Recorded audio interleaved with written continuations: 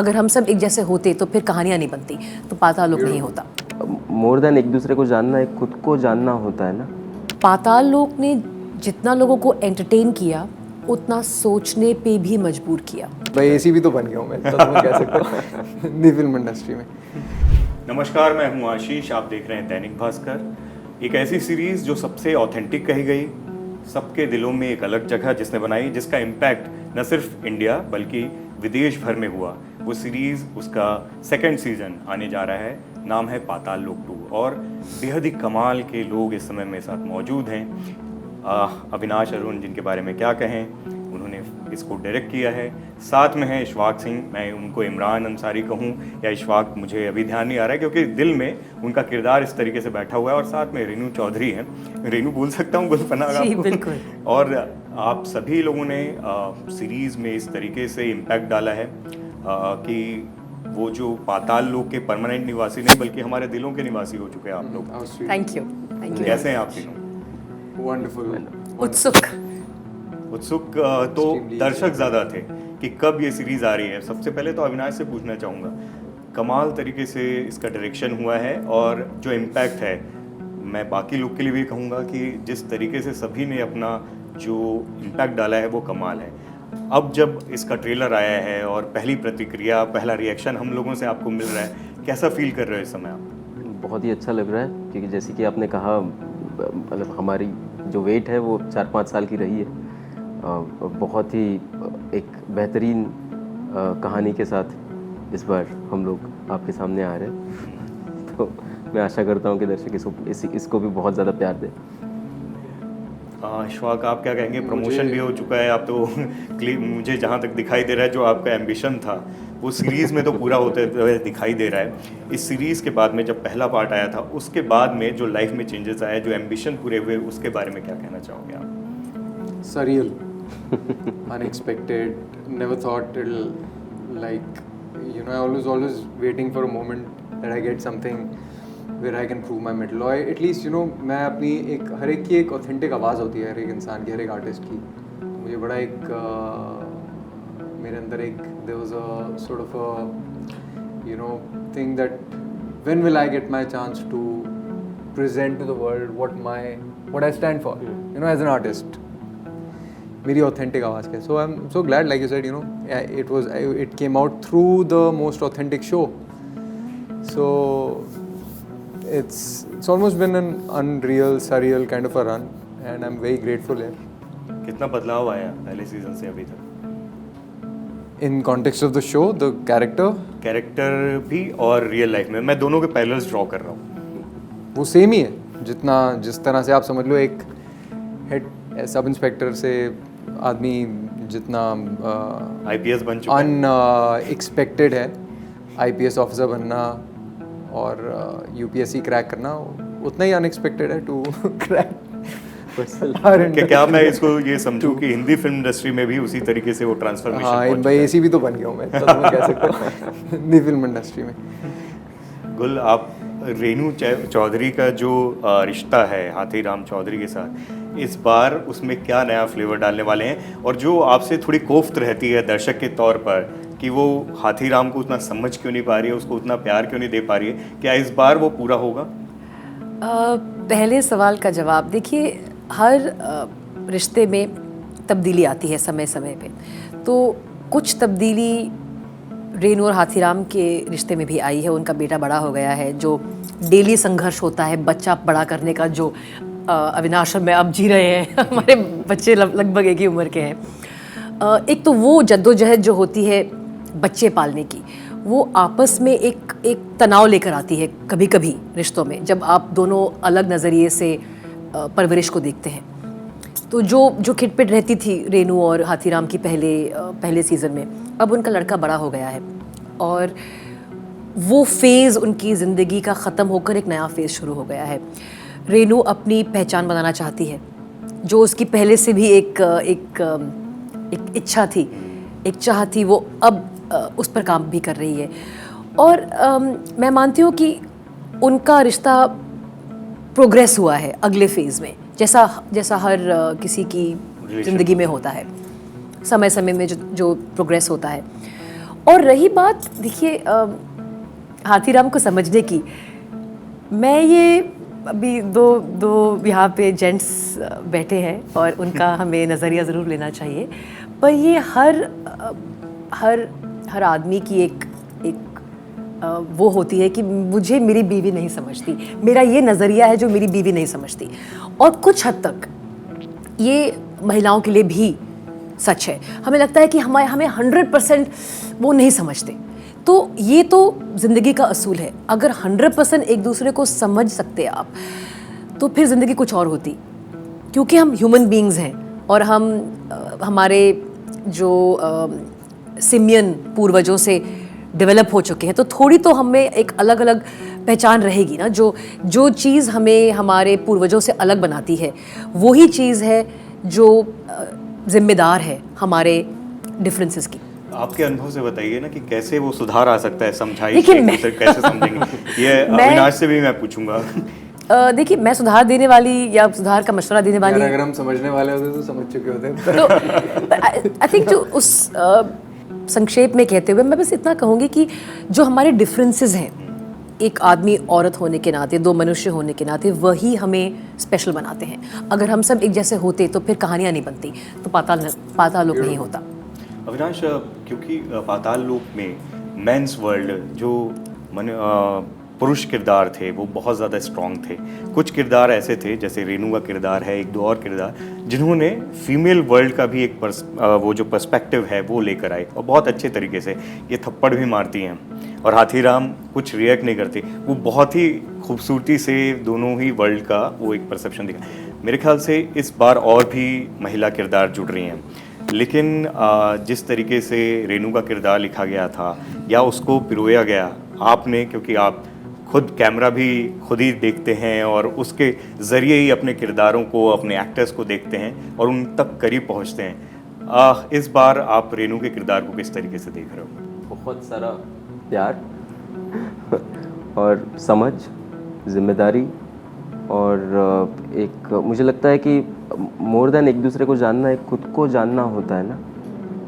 एक दूसरे को तो बहुत बाद में आता है। मुझे लगता है कि खुद को जानने की कोशिश रेणु में मुझे इस बार एक अलग तरीके से मुझे दिखी है, जो इस जिस तरह से लिखा गया है, जो उनके डायनेमिक्स, उनके रिश्ते के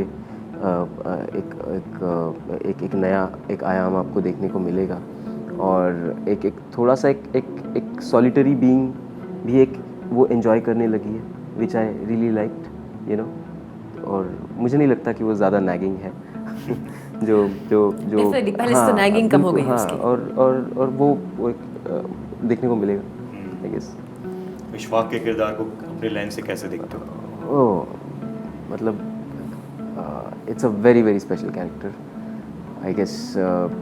एक वही अगेन बहुत ही अर्नेस्ट, मैच्योर्ड और जिस तरह का इंसान हर कोई बनने की कोशिश करता है, यू नो, और जिसको करनी भी चाहिए, वो इशफाक का कैरेक्टर है, मुझे लगता है। इशफाक, इमरान अंसारी का जो किरदार है, पिछली बार का जो प्रिपरेशन था, जो तैयारी थी, इस बार पाताल लोक 2 में उसमें कितना अंतर आया है? किस तरह का प्रिपरेशन रहा है? जैसे कुछ चीज़ें मुझे मालूम है आप स्मोक नहीं करते थे, लेकिन वो जो स्मोक वाला सीन है, मेरे ख्याल से वो जब आपने किया, वो रियल में वो खांस रहे हो, कुछ चीज़ें जो मेरी रिसर्च में जो निकल के आई। इस बार क्या कुछ होने वाला है? क्या कुछ आपने अलग किया है? अलग नहीं, जहाँ I mean it's just, you know, like you flow with in the direction of the, you know, wherever the stream takes you. So I think मैं और उसके अगेंस्ट जाने की कोशिश नहीं की। I stayed with the grain. तो उसमें बहुत ही एक ब्यूटीफुल एक्सपीरियंस हुआ। कुछ जो एक बेस था, आधार, वो तो रहा ही रहा, you know, the first season, because एक वो फाउंडेशन आप कह सकते हैं, this was building on it. तो मुझे उस चीज़ को I didn't have to reinvent the wheel, it was there, you know, all the prep that had happened, all that came to my use. और वो ऐसे आती थी कि it would come like a barrage of emotions, like, you know, unexpected. You just come and it's like, you know, I'm doing a scene and suddenly all of that would come and I'd be like, you know, it's like it's like वो characters और वो सारी चीज़ें आपकी muscle memory में है ना. हाँ. आप मतलब आप बहुत ही सहज एक अनकॉन्शियस सा बिहेवियर हो गया है इस बार, मुझे लगता है सभी का, yeah. You know. Because हमने वो मेरे ख्याल है, you know, first season I think, and it's like a thing with performance. जब आप किसी भी चीज़ को, like we were just talking about it, like, you know, our childhood memories, traumas, all those things, growing up years, it's like you don't forget about it. So if you've really been there, कहीं पे आपने अगर ईमानदारी से कोई भी काम किया है in front of the camera or on stage, वो आपका इंटेग्रल पार्ट बन जाता है. It's not something that I have to do any calculation to bring it back. It is a part of me now. You know, because it was always a part of me. I discovered it in the first season, and now I know what it is. In terms of, I think, to build on it, it was more about understanding एक इंसानी एक human level पे तो जो चीज़ें होती है, जो रिश्ता होता है, वो कहीं ना कहीं काफ़ी सारे चीज़ें बहुत ही एब्स्ट्रैक्ट होते हैं. उनको मैं ऐसे आप डिफ़ाइन नहीं कर सकते कि ये अब रिलेशन मेरा ऐसा हो जाएगा. मैं उससे उस दोस्त से, आप किसी दोस्त से 2-3 साल बाद मिलोगे, आपने किसी बहुत ही करीबी इंसान से, you don't know how it will play out. You have to wait for that person to come and see. So a lot of it was that. But to understand the position, the dynamic, how a senior officer and a junior officer, वो कैसा रहेगा. अगर मैं उनका पहले junior था, अब senior हो गया हूँ, तो how that pans out. You know, it's not an intelligent choice, it's an informed choice. It is something that I had to be aware of. So I had to speak to cops who've had that ascent, you know, who've kind of gone from being you know, in that sub-inspector or head constable serving as that, and have now promoted, cracked UPSC and gotten there, and what is their role, responsibility, और उनका dynamic कैसा होता है एक inspector से. and he could have been his mentor, but now it's very different. Not because he's an arrogant person, because the duty, the position calls for it, and even the younger person appreciates it. He's like, don't call me sir, now I'm not your sir, I'm your junior. वो भी appreciate करते हैं इस चीज़ को. So वो एक कहीं ना कहीं बहुत ही beautiful चीज़ है. But you can't help it. You're human. But how also, can I think forget? It's also a great test of character. Because ये पुलिस के अलावा बहुत जगह होता है कि जिन लोगों के आप साथ थे या जिन लोगों के नीचे आप थे, आप उनसे आगे बढ़ जाते हैं. आप फिर उस रिश्ते को कैसे हैंडल करते हो? एक तो ऑफ कोर्स पुलिस के नज़रिए से अगर देखा जाए, वो तो एक मैटर है ही है, पर ये हम सब के साथ कभी ना कभी ज़िंदगी में तो हुआ ही है. और वो आपके किरदार का, आपके चरित्र का एक बहुत बड़ा मैं मानती हूँ टेस्ट है कि आप उस डायनेमिक को कैसे हैंडल करोगे. And I feel that is something that I am very eager to see. Because frankly, for me if I had to really pick, this is going to be probably controversial, but if I had to pick my most favorite character, it would be Ansari's character. I just absolutely love it. क्योंकि वो एक ideal है, जैसा कि अविनाश ने कहा, जिसको बनने के लिए हमें सबको एम करना चाहिए. He is the ideal person. वो एक ऐसा किरदार है जिसको बनने के लिए हमारे सबके अंदर एक इच्छा होनी चाहिए, एक कोशिश होनी चाहिए, और वो ज़िंदगी भर की कोशिश बरकरार रहनी चाहिए कि आप अपने से बेटर बनना चाहते हैं ना, तो वो एक हमारे में एक इच्छा होनी चाहिए. अब वो किरदार इस नए डायनेमिक को कैसे ट्रीट करेगा. एक नियर परफेक्ट ह्यूमन बीइंग जिसके एट्रीब्यूट्स नियर परफेक्ट हैं, वो इस डायनेमिक को कैसे अप्रोच करेगा. I am very curious to see that. I mean अब मैंने पढ़ा तो है, बट अब पढ़ने में और देखने में So am I. I'm very curious to see. हम भी एक्साइटेड हैं उसके लिए. आप दोनों से पूछना चाहूँगा, कितना मुश्किल होता है किरदार से बाहर निकलना. कुछ जैसे मैं सीन्स देख रहा था जब हाथीराम उसको टॉर्चर कर रहा है आसिफ के किरदार को, और वो उसके मुंह से संबोधन निकल जाता है उनके धर्म के बारे में, या जब वो पंजाब जाते हैं आपका जो किरदार है, और वहाँ जिस तरीके से वो देखता है वहाँ जातिवाद कितनी हावी है, वो रोंगटे खड़े करने वाला है. आप इन सब चीज़ों को जब देखते हो, उससे बाहर निकलना आपके लिए कितना मुश्किल होता है? Again, I think it's, how do I say it, man? It's like the easier answer is that, you know, we as an actor, it's a part of your work, you know, to experience an extreme emotion, completely disconnect yourself from what you're actually going through, or even if you're not going through anything, you're just absolutely having a normal day, और आपको एक extreme emotion experience करना है और वापस उसमें आना है, you get used to it, you understand it. Sometimes I wouldn't say it doesn't affect you at all. We are human, so it's not. कई बार आपको नहीं पता लगते हैं, subconsciously it's taken a toll on you. That's why you see a lot of people get exhausted. So yeah, it takes a toll on you. But मेरा ख्याल है कहीं ना कहीं उसे एक आर्ट के दायरे में लिटरेचर, अवेयरनेस और उन सब उस लेंस और कुछ एलियनेशन का जो एक कॉन्सेप्ट है, उससे अगर आप ऑपरेट करो तो it can only become your strength. It will never become overpowering. Because उस एक्सपीरियंस से मुझे क्या पता लगा कि यार this is, if I had the gun and I had people at my mercy, I would never point the gun at them, because this is how it can pan out. So and that is how an artist is brought up, just like a child, if you had the right schooling. Growth. And that's an opportunity for personal growth. So there is a takeaway. Yeah. There is a takeaway rather than that whole thing overwhelming you, और या आपको वो किसी उसकी तरफ किसी dark space में डाल दे. रेनू का किरदार आपको कितना इफेक्ट करता है? मैं एक्चुअली जो आपने इनसे सवाल पूछा जिसका जवाब तो हमने अविनाश को देने का मौका ही नहीं दिया. मैं उन पे ही आने वाला था इसके बाद. मैं जिन 2 सीन्स की आपने बात की, ये हमारे समाज की रियलिटी है. और मेरा ये मानना है कि पाताल लोक सीज़न 1, उस वक्त सिर्फ पाताल लोक कहते थे हम इसे, उसने इस लेवल पे लोगों के साथ कनेक्ट ही किया है क्योंकि वो रियलिटीज़ जो हम चाहते हैं हम उनके बारे में सोचें ना या उनको देखें ना, जो हमारे अखबारों के 8वें 9वें पन्नों में दफनाई गई जाती हैं on a day to day basis, वो उन्होंने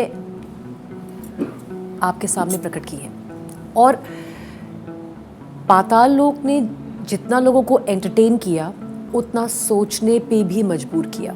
और मैं मानती हूँ ये पाताल लोक की सबसे बड़ी प्राप्ति है. और आज हम उन 2 सीन्स की चर्चा कर रहे हैं, जो वैसे बहुत से सीन्स हैं. आपने 2 की बात की. उनके किरदार के लिए बोल रहा था, आपके अलग हैं. मैं सिर्फ ये कहना चाहूँगी कि अगर इन्हीं 2 सीन्स की हम बात करें, ये वो अनकंफर्टेबल बातें हैं हमारे समाज के बारे में आज की तारीख में, और हमेशा से रही हैं. आज की कोई नई बात नहीं है. मतलब ऐसा नहीं है कि अब पिछले 10 या 12 या 14 साल से कुछ बदली हो गई, तो हमेशा रहा है. पर हम चूज़ करते हैं कि हमारे खूबसूरत से स्वर्ग लोक में ये सब एग्जिस्ट नहीं करता.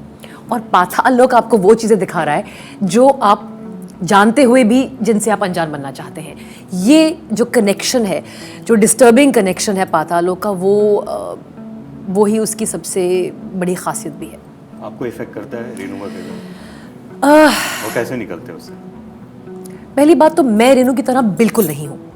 तो सबसे पहला सवाल जो अक्सर लोग हमसे पूछते हैं कि आप में और रेनू के किरदार में कितनी कॉमनैलिटीज़ हैं. मैं रेनू से बिल्कुल अलग हूँ क्योंकि मैं एक ऐसे बैकग्राउंड से आती हूँ जहाँ मेरी परवरिश हुई है, जिस घर में मेरी परवरिश हुई है, मुझे सशक्तिकरण या सशक्तिकरण ही मिला है. और रेनू वो उस वर्ग से है, उस सामाजिक आर्थिक वर्ग से है जो उसके लिए बहुत दूर का सपना है. तो गुल को तो मैं वैन में छोड़कर आती हूँ. नंबर 1 कोशिश ये रहती है कि मुझे गुल कैसे रिएक्ट करेगी एक सिचुएशन में, वैसे नहीं सोचना है. रेनू की परिस्थितियाँ जो हैं, जिन परिस्थितियों से रेनू गुजर के वहाँ तक पहुँची है, वो उनको मद्देनज़र रखते हुए रेनू कैसे रिएक्ट करेगी. तो ऐसा एक कोई अगर इंसिडेंट हो मैं शायद नहीं ढूंढ पाऊंगी, पर बात ख़त्म करते हुए बस ये कहूँगी कि हम सब में एक रेनू है, हम सब में एक अंसारी है. शायद वो दबा के रखा है हमने, पर हम सब में वो एक अंसारी है. हम सब में वो एक रेनू है जिसकी इच्छा है, जो अपने दायरे से बाहर निकलना चाहती है. और ये रिलेटेबिलिटी जो है, जो हर किरदार में बुनी गई है, पिरोई गई है, मुझे आशा है ऑडियंस को पसंद आएगी. अविनाश, जब बहुत सारे, मतलब इसमें सभी को नहीं, एक्सेप्शंस हैं आपके जैसे लोग, मेकर्स एस्केपिज्म का एक माध्यम देखते हैं सिनेमा को या प्रोजेक्ट्स को, उस समय ऐसी चीज़ें जो समाज में हमारे आसपास हो रही हैं, जैसे कि गुल ने बताया भी कि वो आप देख पा रहे हो, जाति की बात है, धर्म की बात है, रीजन वाइज जो डिफरेंसेस हैं उसकी बात है, लैंग्वेज बैरियर्स की बात है, वो मादा कहाँ से, हिम्मत कहाँ से लाते हो अपने कैमरे के ज़रिए, अपने डायरेक्शन के थ्रू? मुझे लगता है कि दुनिया को एक साक्षी भाव की नज़र से देखना बहुत इम्पोर्टेंट है, यू नो, रादर कि बहुत एक किसी बात पे जजमेंटल होना या फिर एक अपनी कोई राय या फिर यू नो कि वो साक्षी, वो दृष्टा भाव। तो मेरी कोशिश वही होती है कि मैं उसी लेंस से देखूं कि चीज़ों को जज ना करूं और जिस तरह से वो है उस तरह से दर्शाने की कोशिश करूं, और या उतना ही कहूँगा। रियल लोकेशंस पे शूट करते हैं आप लोग। पिछले बार 117 से ज़्यादा लोकेशंस थे और बहुत सारी परेशानियां भी आई। इस बार कितने रियल लोकेशंस में शूट किए और क्या कुछ इस बार नई परेशानियां? पूरी रियल लोकेशंस है, सारी रियल लोकेशंस है और बहुत ही खूबसूरत और बेहतरीन जगहें आपको दिखेंगी और किरदार मिलेंगे आपसे, और बस प्लीज़ देखिएगा जल्दी। आप तीनों के लिए सबसे खूबसूरत लम्हा क्या रहा सेट पर? Every day. Hashtag everyday beautiful. Yes. You know, newly Everyday married phenomenal. couples Yes. put that out. Yes. I don't know how long that lasts. Everyday beautiful. Nothing हमारे लिए lasts. तो it was everyday But yes. beautiful. Yeah. Thank you so much. और जो beautiful और Even hashtag the phenomenal 5 AM call times were beautiful. वो phenomenal और beautiful होने वाला है जब ये रिलीज़ होगी सीरीज़। और जितना इम्पैक्ट है इस सीरीज़ का हम लोगों के दिलों पे, जहन में, वो उम्मीद करते हैं कि जब दर्शक देखेंगे, हम सब देखेंगे तो उसको और भी ज़्यादा सेलिब्रेट करेंगे। और उम्मीद करते हैं पाताल लोक 3 आए, 4 आए और बनती रहे और समाज की जो चीज़ें हैं वो निकल के आती रहे। Thank you so much. Thank you so धन्यवाद। Much. Thank you. Thank you. Thank you.